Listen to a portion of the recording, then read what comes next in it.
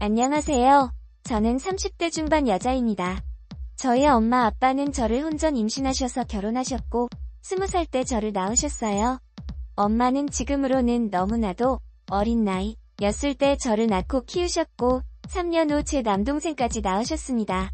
저희 네 식구는 씁쓸하지만 남들처럼 화목한 날들을 보내지 못했어요. 제가 어렸을 적부터 아빠는 술에 의존하여 집안을 항상 공포 분위기를 조성하셨고 저희 가족들은 항상 아빠에게 위협받고 살아야만 했습니다. 엄마는 아빠에 대해 감정이 안 좋아 남자 잘못 만난 본인 신세 타령을 하시며 아빠를 미워했지만 술 안 마셨을 때의 아빠는 절대로 나쁜 분은 아니셨어요. 비록 경제적으로는 능력이 좋으신 분은 아니었지만 정이 많으셔서 사람들을 좋아하시고 자식들을 많이 아껴주신 사랑 많으신 자상한 분이셨습니다. 우리 딸 너희들은 아빠의 보물이야. 아빠가 너희를 얼마나 사랑하고 있는지 잘 알지? 내 새끼들 봐서라도 아빠가 얼른 정신을 차려야 하는데 미안하다. 아빠가 짊어진 삶의 무게가 왜 이렇게 힘든지 모르겠다. 뭐가 그렇게 괴로우신지 어릴 적 제가 본 아빠의 모습은 많은 날들이 술에 젖어 있었고 저희 남매는 원래 아빠 모습을 잘 알았던지라 그런 아빠의 모습이 참 마음 아팠습니다. 그리고 저는 어느 날 충격적인 광경을 목격하고서야 왜 아빠가 그리도 괴로워했는지 알 것 같았습니다. 바로 엄마와 삼촌의 충격적인 관계 때문이었어요. 아빠는 형제가 많으셨습니다. 아빠는 5남매 중 장남이었고 위로 큰 고모 한 분 계셨고 아빠들 밑으로 삼촌들과 고모들이 계셨습니다. 비록 가정에서는 화목하지 못할지언정 저는 양가 부모님들에게는 기대하고 고대했던 첫손주로서 부모님들과 친척들에게 사랑을 듬뿍 받고 자랐습니다. 후에 태어난 제 동생도 장손으로서 큰 사랑받고 자랐고요. 하지만 그런 저희들을 예뻐하면서도 유독거리를 두시는 분도 계시더군요. 바로 아버지의 동생인 삼촌이라고도 부르기 싫은 둘째 삼촌. 그 짐승만도 못한 사람이었습니다. 엄마는 삼촌이 왔다면 얼굴에 유독 화색이 돌았습니다. 얘들아 삼촌 왔다. 오늘 우리 집에서 편히 쉬시고 가야 하니까 너희는 오늘 거실에서 자고 삼촌은 방에서 주무시게 알겠지? 라며 엄마는 저희에게 일러두었습니다. 둘째 삼촌은 운수업을 했던 터라 가끔 저희 집에 들러서 하룻밤을 자고 가는 일들이 좀 있었는데 원래 저희는 단칸방에서 살다가 제가 초등학교 1학년 됐을 때 방 2칸짜리 빌라로 이사갔거든요. 둘째 삼촌이 저희 집에 들을 때마다 그중 제 방을 삼촌에게 내어드리고 남동생과 거실에서 잤습니다. 저는 삼촌이 저희 집에 올 때마다 맛있는 간식을 사가지고 와서 어색한 가운데에서도 저희랑 놀아주는 게 좋았고 그걸로 인해 멀기만 느껴졌던 둘째 삼촌에게 조금씩 정이 쌓여갔네요. 둘째 삼촌이 올 때마다 아빠도 술을 안 마시고 부모님들도 간만에 분위기가 화기애 좋아져서 한때 저희는 둘째 삼촌이 오기만을 기다리기도 했습니다. 그런데 어느 날 새벽이었어요. 제가 힘든 가정에서 살다 보니 어려서부터 눈치가 빨랐고 영악하다고 해야 하나? 나이에 비해 철이 조금 빨리 든 케이스였어요. 당시 동생 자고 있었고 그날따라 이상한 느낌을 본능적으로 느꼈는지 새벽에 눈이 번쩍 뜨이더라고요. 그런데 마침 엄마가 화장실에서 물 내리는 소리와 동시에 나오는 것이었습니다. 아직도 안 잔다고 뭐라고 잔소리할까봐 저는 얼른 눈을 감아 잠든 척을 했는데 이상한 일이 일어났습니다. 엄마는 저를 가만히 보시다가 조심스럽게 몸을 움직이며 안방이 아닌 바로 삼촌이 자고 있는 제 방으로 들어가는 것이 아니겠어요. 어린 나이임에도 불구하고 저는 그게 심상치 않은 이름을 본능적으로 알았습니다. 저는 순간 등이 쎄해지며 무슨 촉이 왔는지 조심스럽게 몸을 일으켜 숨죽여 제가 앞으로 다가갔습니다. 저희 집 방문이 허술해서 잘 닫히질 않았는데 그 탓에 열려있는 작은 틈으로 전 훔쳐보게 되었습니다. 그리고 여태까지도 평생을 트라우마로 남은 잊지 못할 그 장면을 목격하게 되었습니다. 형수와 시동생으로서 금기시한 일들을 벌이고 있었습니다. 저는 너무 놀라 어떻게 해야 할지 그 자리에서 얼어붙고 말았습니다. 그때 거실에서 동생이 제가 곁에 엎자허전했는지 음하며 자세를 뒤척였고 이 소리를 들었는지 그들은 모든 행동을 멈추고 엄마는 재빠르게 옷매무새를 가다듬더군요. 저는 들킬까 싶어 제자리로 돌아와 다시 자는 척을 하며 누웠고 엄마는 어두움 속에서 추악함을 가린 채 아무 일도 없었다는 듯 안방으로 돌아왔습니다. 저는 그때부터 아무에게도 말 안 하고 혼자 생각이라는 것을 했는데 오래 고민 끝에 나온 결론은 단순하게 모든 진실을 밝히자라는 것이었습니다. 그렇게 해버리면 어린 마음에 모든 게 다 제자리를 찾고 정상으로 돌아올 것 같았거든요. 뒤틀린 이 이상한 현실에 하루도 머물고 싶지 않았던 저는 기회를 엿보다가 마침 아빠와 둘째 삼촌만 빼고 친가들이 모여 가족 식사하는 자리에서 제가 본 그날의 진실을 폭로하였습니다. 일목요연하고 또박또박 엄마랑 둘째 삼촌의 새벽에 제가 본 것들을 가감없이 얘기하자 엄마의 표정이 새하얗게 질리며 급한 대로 제 입을 막으려 했네요. 허나 이미 수상함이 느낀 큰 고모는 엄마를 젖혀두고 저를 방으로 데려와 차근차근 무슨 이야기인지 얘기해보라며 말씀하시는데 저는 말하다 말고 목이 메어와 울음을 크게 터뜨리며 말을 이어갔네요.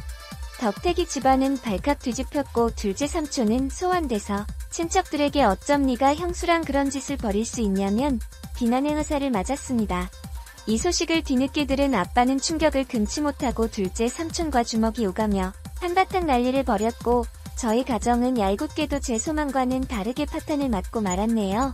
바로 엄마가 그 일을 계기로 제 유치원생 남동생을 데리고 둘째 삼촌과 행방을 감췄던 겁니다. 훗날 드라마나 영화에서 보는 남녀의 야반도주를 보며 우리 엄마도 동생 데리고 둘째 삼촌과 저런 도피를 했을까 비꼬며 생각했네요. 가뜩이나 술을 필요로 했던 아빠는 아예 술독에 파묻혀 살게 되었고 엄마와 삼촌을 반드시 찾아내어 복수하겠다며 증오심을 갖고 다녔습니다. 아빠는 늘 술을 취한 채 정신적인 고통을 이기지 못하고 자고 있던 저를 이불에 쌓아 조수석에 태우고 어디에도 있는지 모르는 그들을 찾으러 나섰고 그럴 때마다 저는 두려움에 떨어야만 했습니다. 지금 생각해보면 아빠는 저의 폭로가 원망스러운지도 모르겠어요. 눈 감고 귀 닫고 모른 척 했으면 어쨌든 불행한 가정이나 어이울 수 있었을 텐데 그걸 폭로함으로써 파국에 치닫게 돼버렸으니 다 제 잘못이라는 생각이 들었습니다. 이럴 줄 알아서는 얘기하지 말걸 그냥 아빠를 속이고 모두를 속일 걸 진실을 알리는 것만이 꼭 올바른 게 아니라고 생각을 했네요. 다행히 두어 달이 지난 후 엄마는 집에 동생을 데리고 들어왔고 간만에 엄마를 본 저는 그간 마음고생한 게 싹 치유되면 깊은 안도감을 느꼈습니다. 오랜만에 동생을 봐서도 너무 행복했고 돌아온 엄마로 인해 아빠의 상태도 좀 나아진 것 같아 행복했습니다. 다만 제게 엄마가 사라졌던 후유증은 남았습니다. 잠시라도 눈에 엄마가 보이질 않으면 불안해서 미칠 지경이었어요.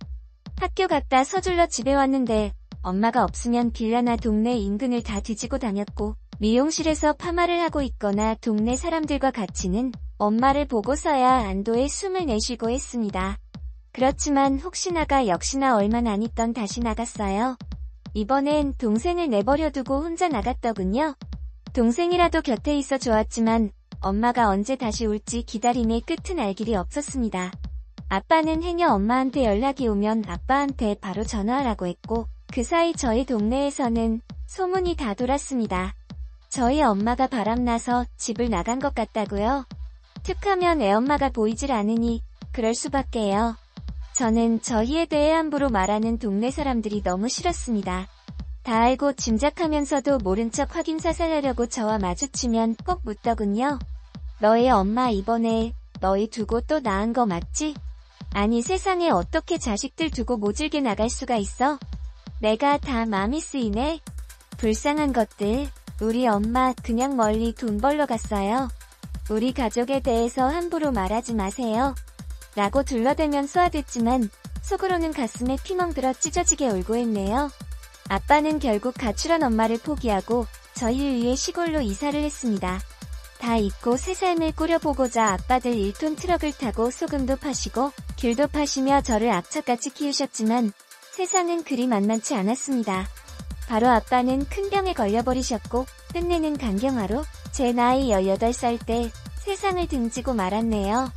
그때 아빠 살아생전 모질게만 해던 제 행동이 떠올라 얼마나 피눈물을 흘렸던지요. 죄송하고 또 죄송하게만 했습니다.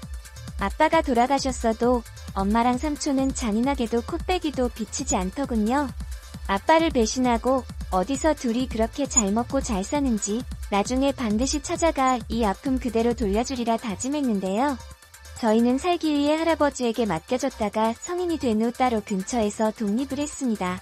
그리고 시간이 흘러 동생이 군대 갈 때쯤 저 역시 직장을 구해 대도시로 나왔고 또 다시 현실에서 적응하고 있을 무렵 난데없이 엄마 동생인 오랫동안 왕래 없던 외삼촌이라는 작자한테 연락이 닿았네요. 외삼촌이야. 그건 잘 지냈지? 네 아빠 그렇게 되고 동생 건사하느라 네가 누구보다 힘들었을 텐데 내 맘이 다 안쓰럽구나. 고시원 좁고 답답할 텐데 내가 보증금을 좀 대줄 테니 어디 원룸이라도 들어가 살지 않겠니? 순간 의문이 들었죠. 갑자기 외삼촌이 왜 나한테 뭔가 이상해서 좀 알아봤었는데 예상치 못하게도 그간 연락이 끊겼던 제 친엄마가 외삼촌 뒤에 있었던 게 아니겠어요? 저와 동생을 버리고 그 놈이랑 살림 차리겠다고 도망가서 정 떼며 살았을 땐 언제고 이제 와서 왜 이렇게 호의적으로 나오는지 고맙기는커녕 기가 찼습니다. 아빠와 저희를 배신하고 그 짐승 같은 둘째 삼촌놈이랑 도피해서 얼마나 때깔 좋게 잘 먹고 잘 살았는지 확인해봤더니 이게 웬걸? 어느새 남자를 갈아버렸네요. 제가 이 사실을 입 밖에 내니 엄마는 주위를 살피며 은밀하게 말하게 자식 낳고 살다 보니 안 맞는 부분도 많고 사람들 눈도 있고 윤리적으로도 이건 아닌 것 같다 뒤늦게 맘먹고 정리했다.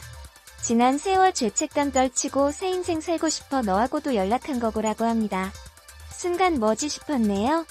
그렇게 쉽게 헤어질 수 있었을 것을 여지껏 저희 가족 생채기 다 내놓고 일이 저질러질 대로 다 저질러 놓은 후에야 헤어졌다니요. 엄마를 가지려고 아빠를 배신한 삼촌도 같은 생각이어서 순순히 헤어졌다는데 말도 안 돼.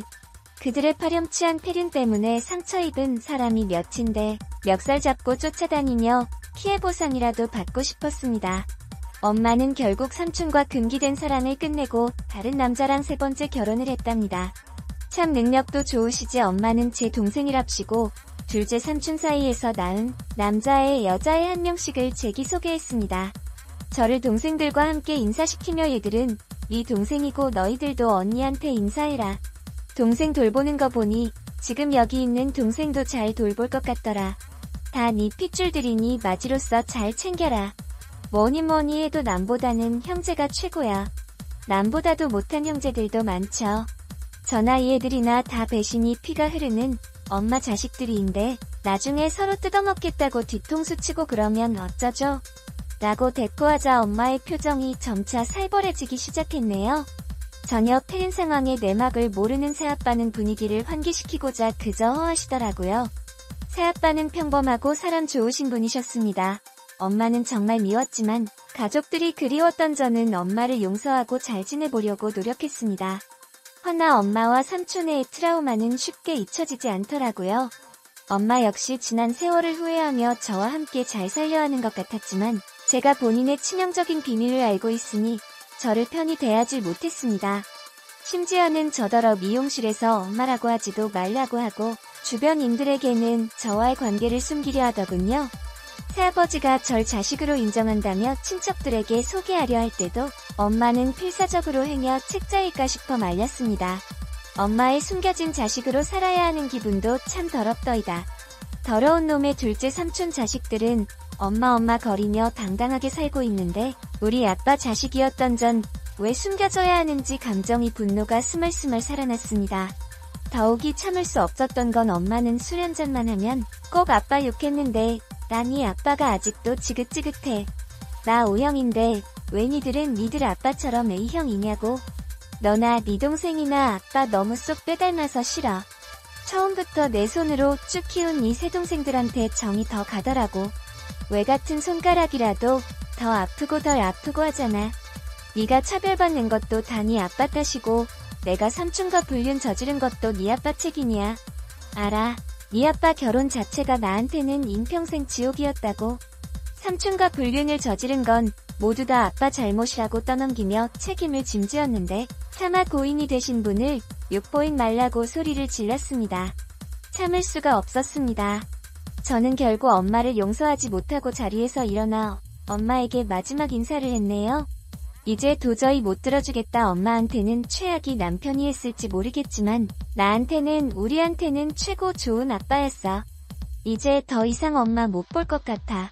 우리도 그만하자. 엄마와의 지긋지긋한 인연이야말로 끝내기로 맘먹고 절연을 선언 후 다신 엄마를 보지도 찾지도 않았습니다. 엄마도 마찬가지였고요. 엄마와 저는 지독한 악연이었습니다.